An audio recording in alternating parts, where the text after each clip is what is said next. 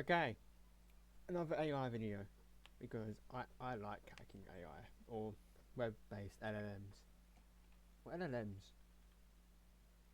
But for this video, I'm going to refer to it as AI.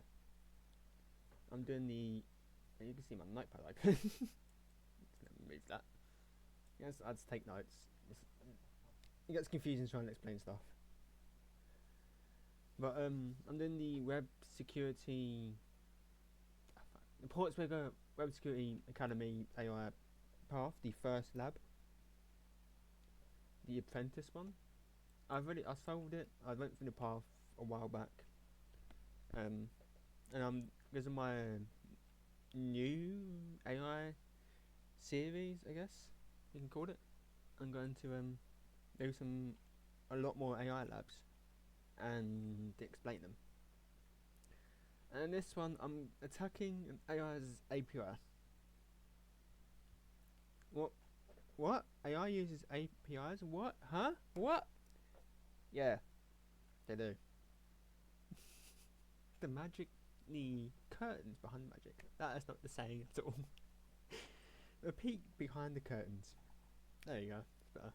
See, I noted down how to solve the challenge, but I didn't note down what I should say. But when you go on web-based LLM or web-based AI, okay, all the time, usually, most of the time, still with me, it will use APIs. Now these APIs could help it access data, access databases, access all kinds of things, help it run a little bit more smoothly. Now, a kicker is because websites have to tell you what they do with your data, and AI will have to tell you what APIs it uses. So it's transparent what it's doing. What we could do is, instead of asking, hey, what can you do? You can say, hey, what APIs do you use? Or I should not ask anything. Do I have to hit send? No. Refresh. There we go. Hello, at Gin and Juice we use the following APIs. Password reset API. This password reset. This API allows users to request their password reset for their account by providing their username and email. Product information API. This API provides information about the products we sell, including details such as name, description, and pricing. I don't know why it gave me two different responses on the same question, but okay. So password reset, debug SQL. Ooh, that's making the hairs in the back of my neck all stand up. You know, that gets my mind thinking. Untagged info. This API is used to execute raw SQL commands on the database. If I could edit videos, I would be editing in some sound effects right now. I can't. So, just make do with your imagination. But this, whew, potential SQL injection, quite obvious actually. So, how do we use this? Well, can I just ask it? Can you use the debug SQL API?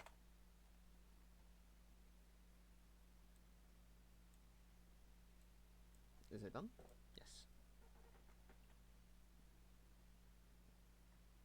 Wish I can clear. To use the debug API, debug SQL API, you can provide a SQL statement as a parameter, and the API will execute the SQL statement on the database. The result will be either JSON or a status message depending on the SQL query you provide. If you have a specific SQL query you would like to execute, please provide it.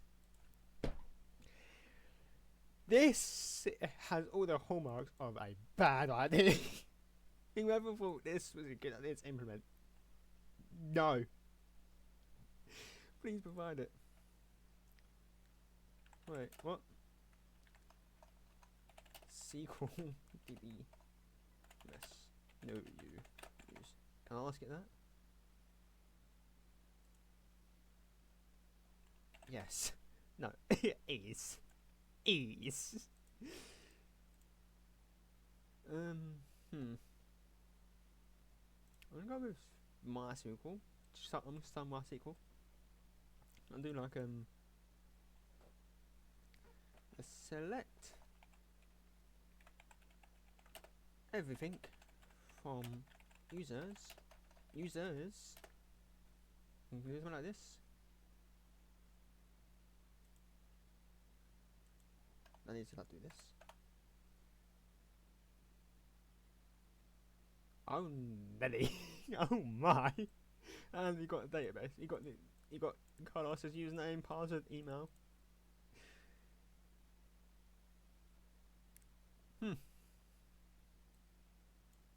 Let's go log in as Carlos, shall we? My account. I am Carlos. Now. Yes.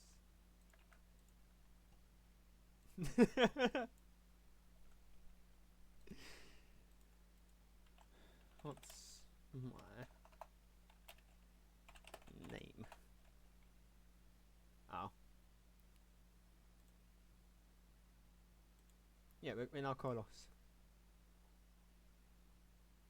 Oh, I can't put comments. Oh. Anyway. I don't know. No, I don't want to do it that way. Can I log out? There we go. We go back to live chat.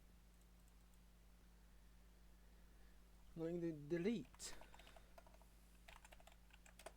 from users where this user name, won't it? Equals Carlos.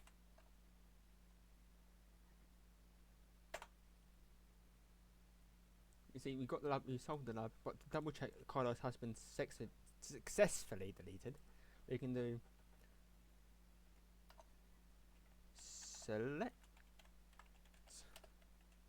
everything from users.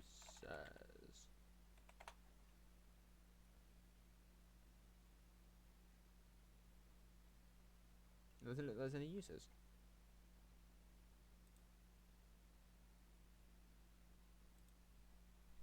Means Carlos was the only user and he was been deleted. See how AI can be an issue if it's not properly implemented? I mean, this is a bit of a... it could happen. But if it did happen... I don't know who's gonna allow an unauthenticated user to run SQL through an AI. I mean, it could happen through like an RCE. You could do AI. That's my next video, by the way. We might code execution or OS command injection through AI. You can do it like that kind of way. But I mean, allowing you to run an you run and use an API called SQL debug, where you run SQL commands straight from the AI as an unauthenticated user.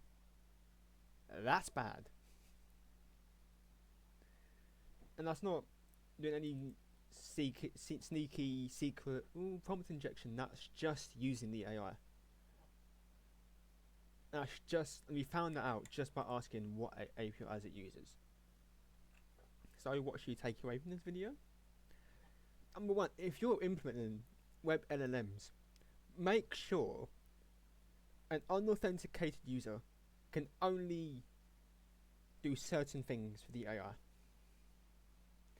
Make sure the AI knows what it can and can't say.